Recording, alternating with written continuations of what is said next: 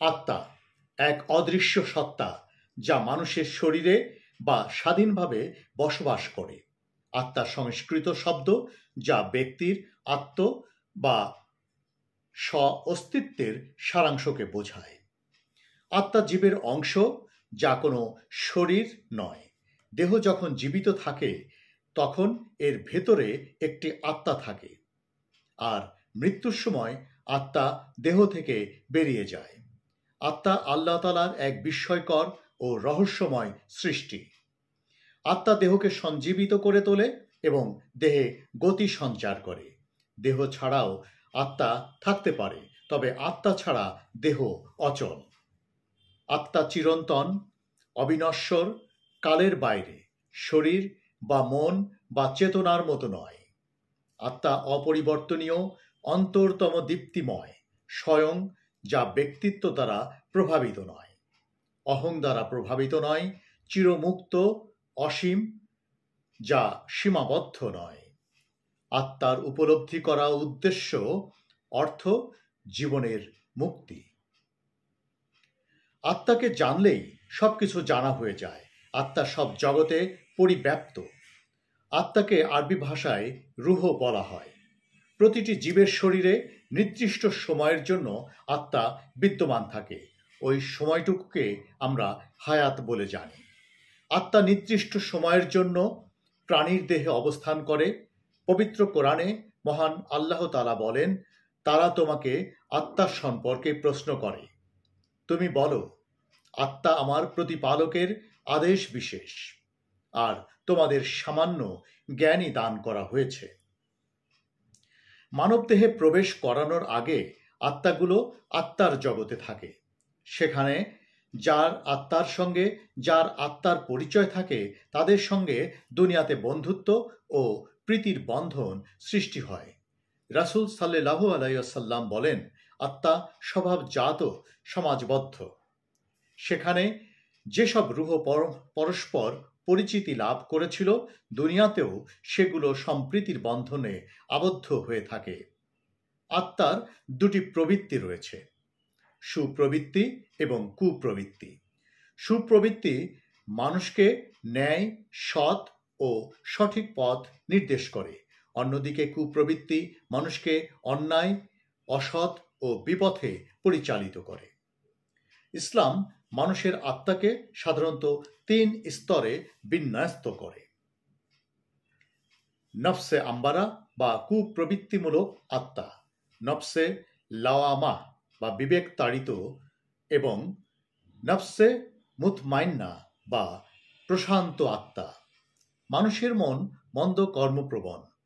দুনিয়াতে অনেক কিছু রয়েছে যা মানুষকে লোভনীয় ও আকৃষ্ট করে এবং বিপথে পরিচালিত করে। তবে মানুষের মাঝে বুদ্ধি, বিবেক বা সু-আত্মা বিদ্যমান বিধায় সে হীন, নীচ, কদর্য পথ থেকে বিরত থাকতে সমর্থ হয়।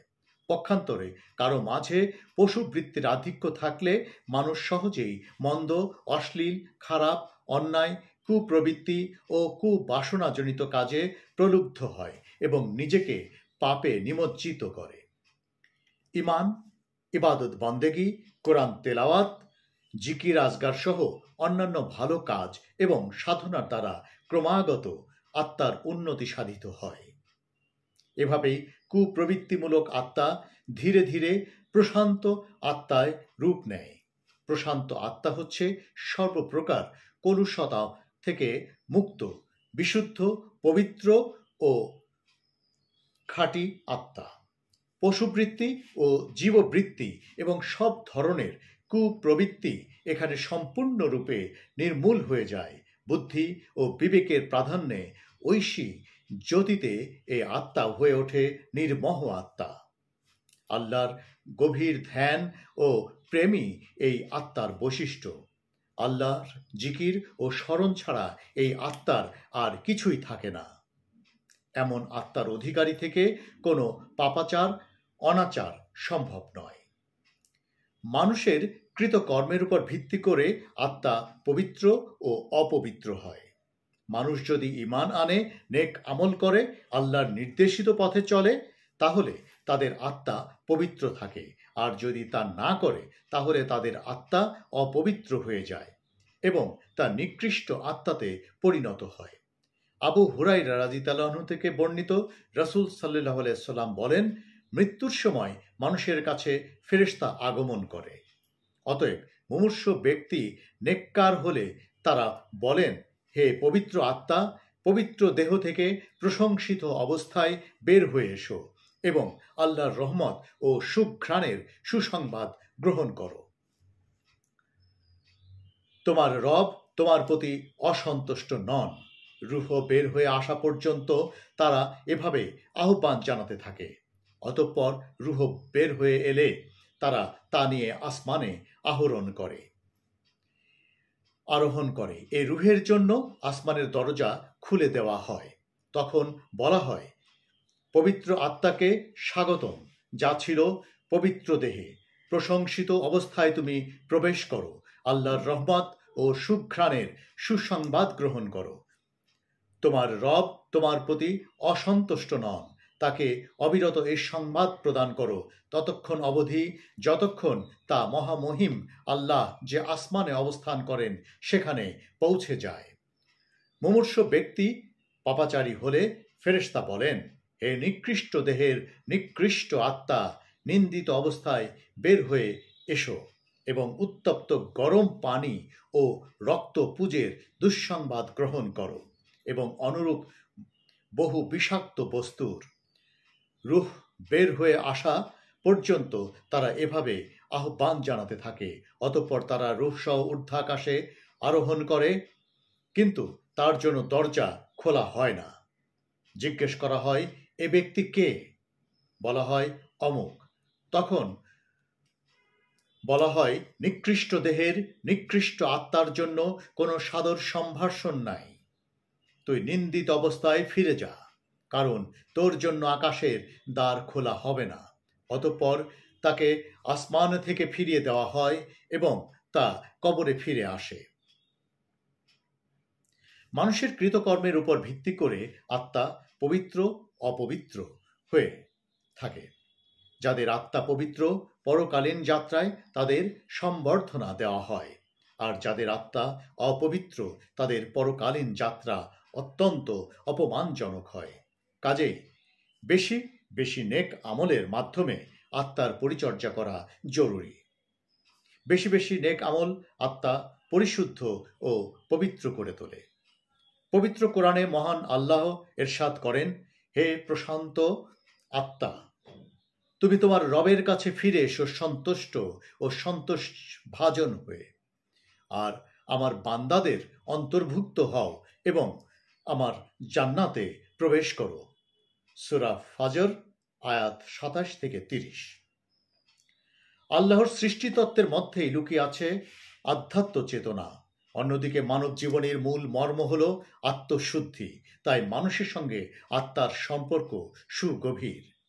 পৃথিবীতে যত নবী, রাসূল ও ঐশী ধর্মগ্রন্থ, যার একমাত্র মিশন ছিল মানবাত্মার সংশোধন।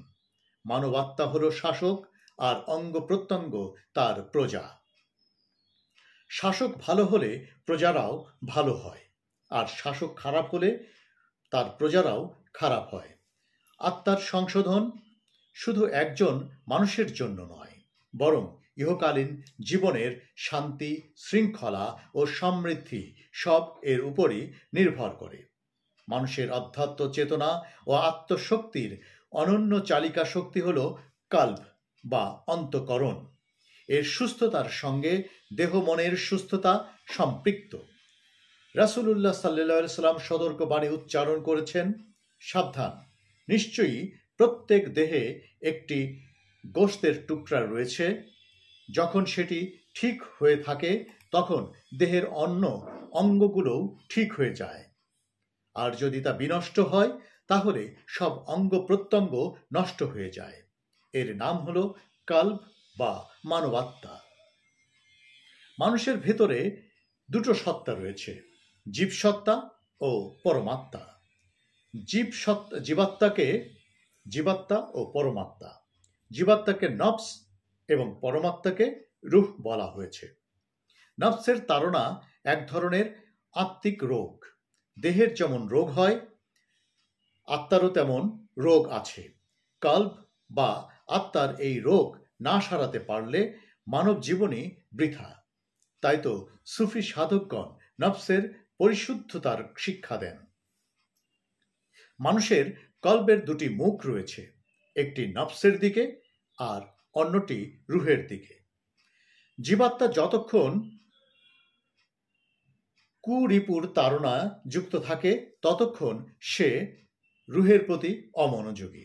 এই অবস্থায় জীবাত্মা স্বেচ্ছাচারী হয়, তখন রুহের কোনো নির্দেশ তার উপর প্রভাব ফেলতে পারে না। সাধনার মাধ্যমে স্বেচ্ছাচারী জীবাত্মা রুহের প্রতি মনোযোগী হলে তখন খেয়াল থাকে কল্বের ভেতরে। কল্ব সূক্ষ্ম সৃষ্টি জগতের রহস্যময় এক মহাসমুদ্র। সূক্ষ্ম জগৎ স্তরে স্তরে এই কল্বের ভেতরে অবস্থান করে। মানুষের জীবাত্মা তার কল্বের বাইরের অঙ্গের সঙ্গে যুক্ত, আর মানবাত্মা এর ভেতরের স্তরসমূহের সঙ্গে সম্পৃক্ত। জগতের সকল কিছুর মতো কল্বেরও জাহের ও বাতেন আছে। মানুষের আত্মাই দেহের নিয়ন্ত্রক। অন্তর যদি নিজে কাজকর্ম সুষ্ঠুভাবে পরিচালনা করে তবে সারা শরীরের কার্যকলাপও ঠিক থাকবে। পক্ষান্তরে যদি অন্তর সঠিকভাবে কাজ না করে তবে শরীরের সব ব্যবস্থাপনাও বিনষ্ট হবে। তাই সবার আগে আত্মাকে ঠিক করা দরকার। আত্মার ব্যবহারের উপর নির্ভর করে তার স্বচ্ছতা ও মলিনতা। লোহা কিছুদিন মাটিতে পড়ে থাকলে যেমন মরিচা ধরে নষ্ট হয়ে যায়, তদ্রূপ আত্মাকে সঠিকভাবে পরিচালনা না করা হলে লোহার মতোই মরিচাপ্রাপ্ত হয়ে মূল্যহীন হয়।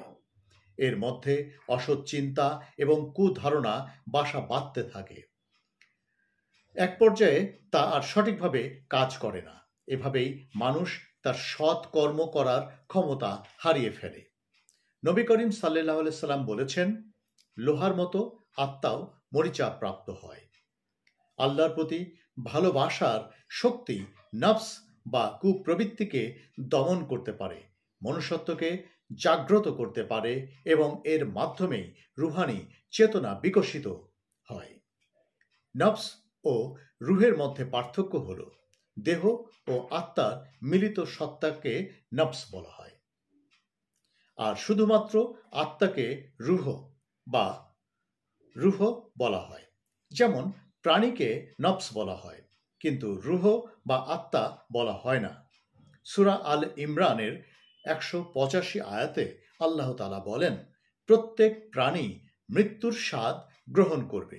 নফসের পরিশুদ্ধকরণের মাধ্যমেই আত্মশুদ্ধি ও মুক্তি অর্জন সম্ভব।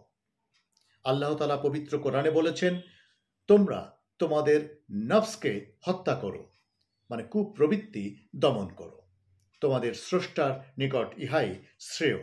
সূরা বাকারার আয়াত 54। অস্বচ্ছ ময়লাযুক্ত অন্তর নিয়ে কখনো আল্লাহকে পাওয়া যায় না বা ভালো কিছু করা যায় না। তাই আল্লাহর সান্নিধ্য লাভ করতে হলে এবং বৃহত্তর কল্যাণে নিজেকে নিয়োজিত করতে হলে আত্মশুদ্ধি অবশ্যই জরুরি। আত্মিক পরিশুদ্ধতা ও অধ্যাত্ম শক্তি ছাড়া মানব জীবন ব্যর্থ ও বিফল। ধন্যবাদ এতক্ষণ আমার সাথে শোনার জন্য। আত্মা, নফস এবং রুহ সম্পর্কে এই আলোচনায় শোনার জন্য। আমার পরবর্তী ভিডিওর জন্য অপেক্ষা করুন। আমার চ্যানেলটি ভালো লাগলে সাবস্ক্রাইব করে যুক্ত থাকুন এবং বেশি বেশি শেয়ার করে অন্যদেরকেও জানার সুযোগ করে দিন। ধন্যবাদ। আমার পরবর্তী ভিডিওর জন্যই অপেক্ষায় থাকুন।